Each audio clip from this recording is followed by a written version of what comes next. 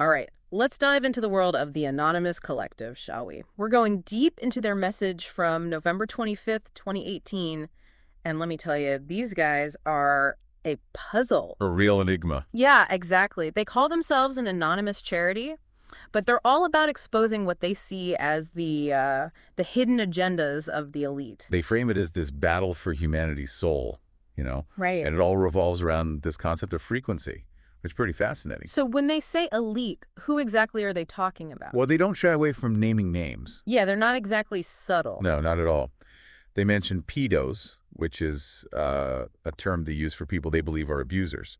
Then you've got the KKK, bankers, even popes. Whoa, they're going right for the top. They believe these figures are all puppets controlled by a hidden power they call the Eye of the Pyramid. Okay, so it's like a conspiracy theory kind of thing? Yeah, you could say that. They're basically saying, wake up, people. See what's really going on. Don't just stand there. Resist. It's a pretty powerful message. It is.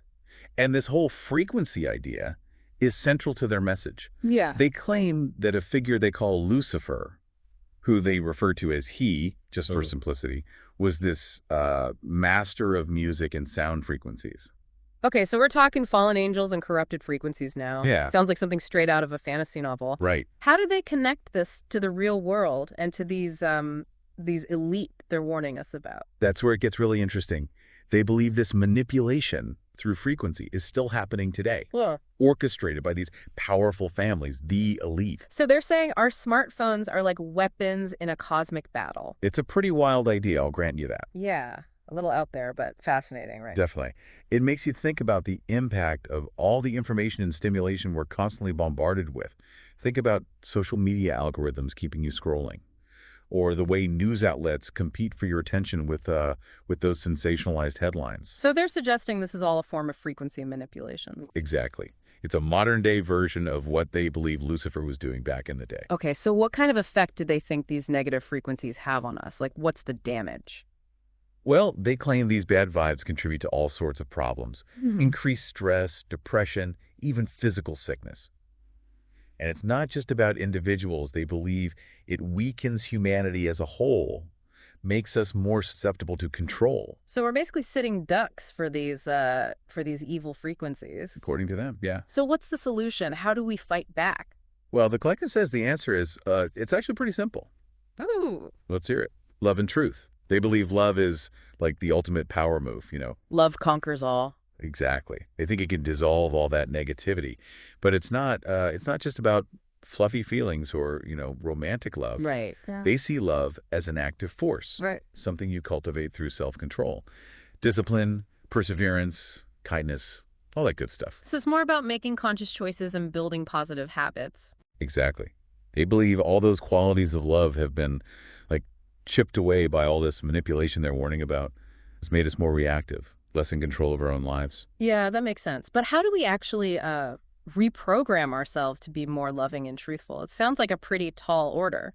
Well, they talk about, like, a complete system reboot. A reboot. Yeah, a total extraction and rebuild, Wow, okay. focusing on positivity in every aspect of our lives. So where do we even begin? It starts with awareness. You got to notice your thoughts, your words, your actions. Okay. Catch yourself when you're slipping into those negative patterns, and then consciously choose a more loving and truthful response. So it's like we're training our minds to operate on a different frequency, replacing those bad vibes with something more positive. Exactly. That's a great way to put it. They even talk about the idea of sacrifice, Like, what are we willing to give up to reclaim our humanity? Sacrifice. What do they mean by that? It could be anything that feeds those negative frequencies, really. Unhealthy habits, toxic relationships, mindlessly consuming media. It's about identifying the things that drain our energy and keep us trapped in that negativity loop. I see. So cutting out the things that are holding us back. Yeah. So they're not just talking about resisting external manipulation, but also about doing the inner work to cultivate more positive qualities. Absolutely. They believe real change starts from within. And this whole idea of choice is at the heart of their message, really. They believe humanity's been manipulated into choosing negativity, but we have the power to choose differently. They pose this powerful question in their message. Will you rise and stand with the unashamed, unchained, as a freed or awakened member of the human race? It's a call to action, to choose a different path. And then they share their own personal vow, their commitment to embodying these positive qualities. What's interesting is the specificity of their vow. They're not just talking about love in a vague sense. They're pledging to love their enemies, to rejoice in persecution, to forgive others, to resist temptations of cynicism. It's a radical commitment to embodying love in action. They seem to believe true freedom comes from aligning ourselves with those positive frequencies, even when it's tough. They even talk about specific examples, like choosing joy over cynicism, seeing everyone as equals, and finding opportunities to spread love even in difficult situations. But can we truly love our enemies? Can we always find joy in the face of adversity? It's a challenge, for sure. It is. And the collective seems to believe it's essential for breaking free from that cycle of negativity they describe. And they're not just talking about external actions, they're talking about inner transformation as well. They emphasize self-control, rejecting the idea of being ruled by emotions or material possessions. They see themselves as spiritual beings, focused on something beyond the material world. They even specifically mention that they are a spiritual being, and that after their body dies, their spirit will continue. They seem to think that this spiritual side of them is the true self, not their emotions or material possessions. It sounds like they're advocating for a shift in perspective, a way of seeing ourselves in the world that prioritizes something higher than our immediate desires and fears. Exactly. It's about recognizing our own agency and choosing to align ourselves with something greater than ourselves. It's a powerful message, even if it sounds a bit idealistic, but how practical are these ideals in the real world? That's a question worth considering. The collective's message is certainly challenging, but it also offers a sense of hope and empowerment. They're reminding us that we have a choice, that we don't have to be victims of circumstance or manipulation. So, are they suggesting that we can actually change the world by changing ourselves? That seems to be their core belief. They believe that by consciously choosing love and truth, we can create a ripple effect, impacting not just our own lives, but the world around us. So what does all of this mean for our listeners? What can they take away from this deep dive into the Anonymous Collective's message? The collective's message is a mix of intriguing ideas, unconventional beliefs, and a passionate call to action, all centered around this interesting idea of frequency and the power of individual choice. It's a reminder that even in a world that can feel chaotic and overwhelming, we still have agency. We can choose to focus on what empowers us, what connects us, what uplifts us, and maybe, just maybe, by making those conscious choices, we can start to shift the frequency of the world around us. Yeah, it's a lot to take in, for sure.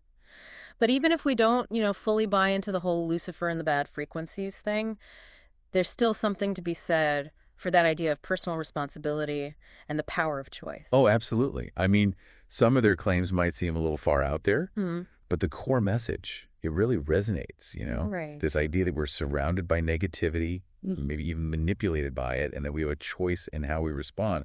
That's a powerful concept. It is. So how do we actually apply this to our lives? What steps can we take to cultivate that inner strength, to resist those negative influences? Well, the collective talks a lot about being mindful of our thoughts and words and actions. Okay, so being aware of ourselves. Yeah. And replacing that negativity with gratitude, with love even. Okay, that makes sense. But is it really possible to just completely change our way of thinking, our way of being? The collective seems to think so. They talk about this complete extraction and rebuild, Oh, wow. focusing on positivity in everything we do. So it's not just about like putting on a happy face or pretending everything's okay. No, not at all. It's about a real fundamental shift in our internal state. So it's deep, real deep. It is. And again, that idea of choice is so central to their message. They believe we've been, in a way, manipulated into negativity. But we have the power to choose something else. It all comes back to that question they pose, right? Will you rise and stand with the unashamed, unchained, as a freed or awakened member of the human race? A powerful call to action, for sure. It is. What I find so interesting is how they then go on to share their own personal vow, their commitment to those positive qualities. Oh, yeah. It's not just some vague talk about love, They're pledging to love their enemies even, rejoicing in persecution, forgiving others, resisting cynicism. It's a serious commitment to embodying love. The walk in the walk. Yeah. It sounds like they truly believe that real freedom comes from aligning ourselves with those positive frequencies, even when it's tough. Which brings up the question, can we truly love our enemies? Can we always find joy in the face of adversity? It's hard. It is, and the collective seems to think it's absolutely essential for breaking free from that negativity they talk about. So it's not just about changing the outside, it's about changing from within as well. Yeah, exactly. And they emphasize self-control, rejecting the idea of being ruled by emotions or material things. They see themselves as spiritual beings, focused on something bigger. It's a different way of seeing ourselves and the world, that's for sure. It is, and it makes you wonder, how practical is all of this in the real world? Can we really expect ourselves to be loving and forgiving all the time? Right, it's a tall order. It is. The collective's message is definitely aspirational, but even if we fall short of their ideal, there's Mhm. still a lot we can learn from their commitment. So maybe it's not about being perfect, but about making a conscious effort, being more aware and striving for a better way of life. Exactly. And that's powerful, regardless of whether we agree with everything they say. It reminds us that we have more power than we think. We have a choice. Yes, we can choose how we respond to the world, and even small acts of love and kindness can make a real difference. So to wrap things up, what's the one thing you hope our listeners take away from this deep dive? It all comes back to choice. The collective, they might have some unusual beliefs, but their message is clear. We're not just passive passengers in life. Right. We have the power to choose our thoughts, our actions, and ultimately who we want to be. And maybe, just maybe, by making those choices, we can start to shift the frequency of the world around us, even if it's just our own little corner of it. Well said. Remember, knowledge is power, but only if we understand it and use it. Take what resonates with you from this message, think about it critically, and see how you can use it to make a positive impact. That's it for our deep dive into the Anonymous Collective. Until next time, stay curious, stay engaged, and choose love.